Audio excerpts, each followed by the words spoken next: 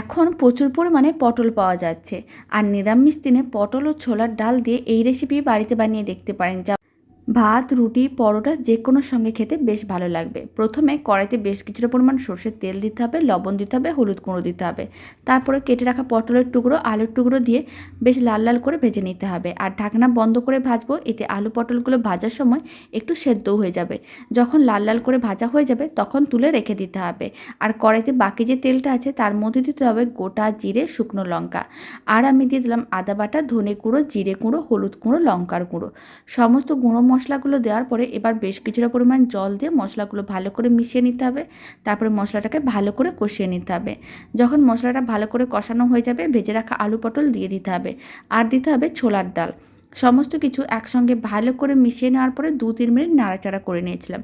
এবার পরিমাণ অনুযায়ী জল দিতে হবে, স্বাদ অনুযায়ী লবণ, চিনি দিতে হবে, আর দিতে হবে অল্প একটু গরম মশলার গুঁড়ো। ঢাকনা বন্ধ করে 7 থেকে 8 মিনিট মিডিয়াম টু হাই ফ্লেমে রান্না করে নেব। এতে সমস্ত কিছু ভালো করে সেদ্ধ হয়ে যাবে। তাহলেই রেডি হয়ে যাবে দারুণ স্বাদের এই রেসিপি।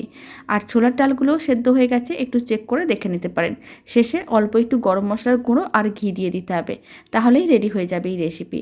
ভাত, রুটি, পরোটা যেকোনোর সঙ্গে বানিয়ে দেখতে পারেন। খেতে বেশ ভালো হয়, আশা করি ভালো লাগবে।